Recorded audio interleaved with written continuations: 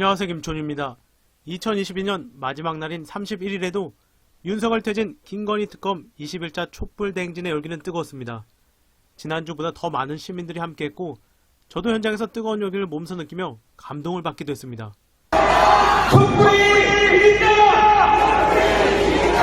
윤석열 영원하라! 김건희 대통령! 정치범죄를 박살낸다!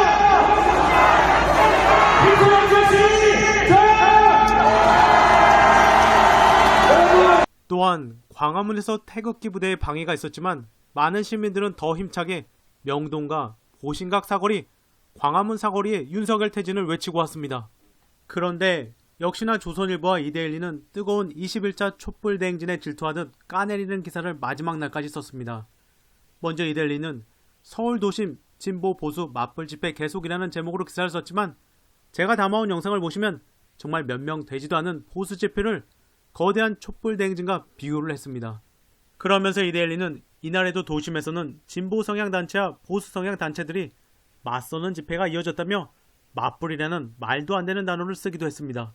이어서 앞거는 조선일보였는데요. 조선, 송윤영신, 문희구속 올 마지막 날도 집회, 시민들 연말 기분 망쳤다. 세상이나 함께 행진을 하며 시민들이 손도 흔들어 주시고 박수를 보내는 모습을 직접 목격했기에 조선일보의 이런 보도는 새빨간 거짓말인데요. 조선, 연말을 맞아 광화문 일대에서 열리는 빛축제를 찾았던 시민들은 집회 소음과 교통 통제 등으로 큰 불편을 겪었다. 이날 도심에서 열린 촛불행동과 자유통일당 집회 때문에 2022년 마지막 날 도심을 찾았던 시민들은 큰 불편을 겪었다. 경기도 수원에서 연말 분위기를 느끼기 위해 광화문을 찾았다는 이재욱 씨는 좌파든 우파든 경쟁적으로 확성기 볼륨을 키우는 바람에 너무 시끄럽다며 연말 서울 따뜻한 풍경을 기대하고 왔는데 기분만 망쳤다고 말했다. 조선, 이날 청계광장에서 빛축제를 즐기고 있다 행진하는 촛불행동 시위대와 마주친 김인순 씨는 이태원 참사에 일어난 지 얼마 안 됐는데 한꺼번에 수천 명의 사람들이 때를 지어 행진하니 불안한 마음이 든다고 했다. 과연 조선일보 기자들은 현장에서 뭘 본 것인지 마지막까지 거짓 워딩만 남발했습니다. 그야말로 조선일보의 기사는 현장 영상에 그대로 망신을 당하기에 충분한 내용들이었습니다. 김건희 복사 연하장의 쇼크목은 국짐이 벌인 일. 윤석열이 부인 김건희와 함께 각계에 보낸 연하장이 표절 논란에 휩싸여 대망신을 당했는데요. 그러자 국힘과 권성동은 오늘 문재인 대통령이 현 정국에 대한 우려가 담긴 연하장을 공개하자 발악을 했습니다. 문 대통령님은 공개한 연하장에서 유난히 추운 겨울이라며 윤석열 정부를 정면 겨냥했고 치유되지 않은 이태원 참사의 아픔과 책임지지 않고 보듬어주지 못하는 못난 모습들이 마음마저 춥게 한다. 이어 경제는 어렵고 민생은 고단하고 안보는 불안하다. 새해 전망은 더욱 어둡다며 우려도 나타냈습니다. 그러자 문프 퇴임 때 지지율도 못 따라가는 윤석열과 국짐은 아예 공식 논평을 내고 비겁한 위선이라고 비판했습니다. 국짐 대변인, 국민을 갈라차게 하고 갈등 조장에 앞장섰던 대통령답다면서 갈등과 분열을 조장하는 못된 습관이 녹아있다.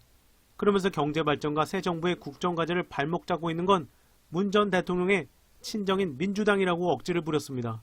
권성동 역시 부디 자중하시며 도를 넘지 마시길 바란다며 발악을 했습니다. 권성동, 문 전 대통령의 악담은 품격이 떨어지는 것은 둘째치고 도저히 본인이 쓸 수 없는 언사다. 집권 5년 동안 경제, 민생, 안보 등 모든 것을 망친 당사자 역시 문 전 대통령이라며 국가부채 1,000조 시대는 누가 열었습니까? 몰상식한 소주성을 경제 기준으로 채택한 정부는 어디였습니까? 라며 억지를 부렸습니다.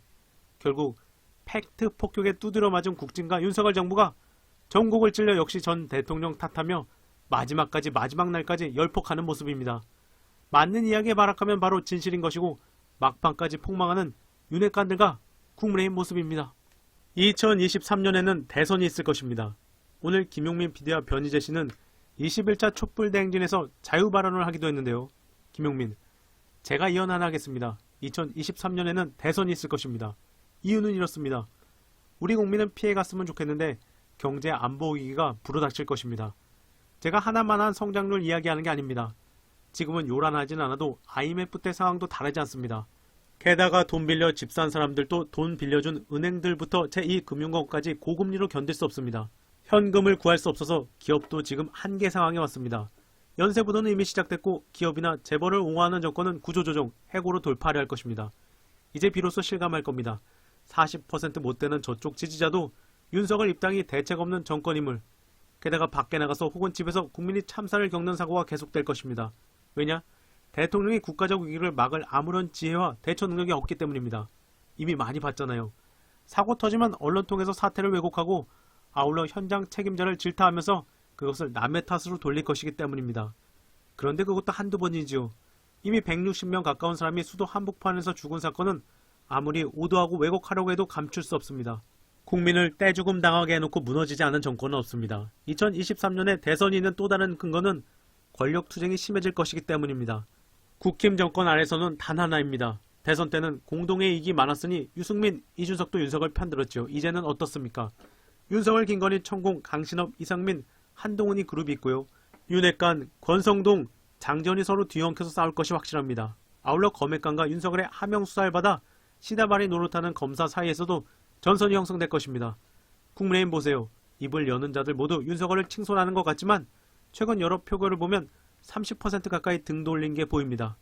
여건이 마련돼 탄핵 소추하자고 하면 가능할 수 있습니다. 지금 숨죽이고 있는 경찰, 국정원, 군 그리고 법원, 언론 이들도 지금은 뭐 먹을 게 있지 않을까 가만히 보고만 있지만 이대로는 우리 기득권을 지킬 수 없다고 판단하면 가장 먼저 손절할 것입니다. 새해엔 절망하지 말고 싸웁시다. 우리가 이깁니다. 제가 장담합니다. 윤석열 정권의 숨통은 내년에 반드시 끊어집니다. 그럼 KBS 최경영 기자의 윤석열 정부 향한 발언으로 마무리하겠습니다. 최경영 기자, 확정 각오한다면 자녀 이중국적 여부 공개해라.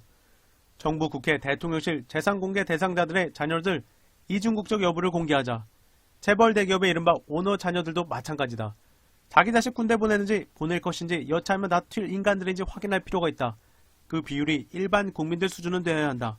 확전을 각오한다면 한국 기득권들의 각오를 보여달라. 영국 귀족들처럼 해외에서 공부하는 자녀들까지도 귀국해 참정케 하겠다고 약속해라. 그래야 일심동체 국론 통합이 된다. 이번 영상은 여기까지입니다. 한 해 동안 김초훈TV를 시청해주셔서 감사드리며 새해 복 많이 받으시길 기원하겠습니다. 감사합니다.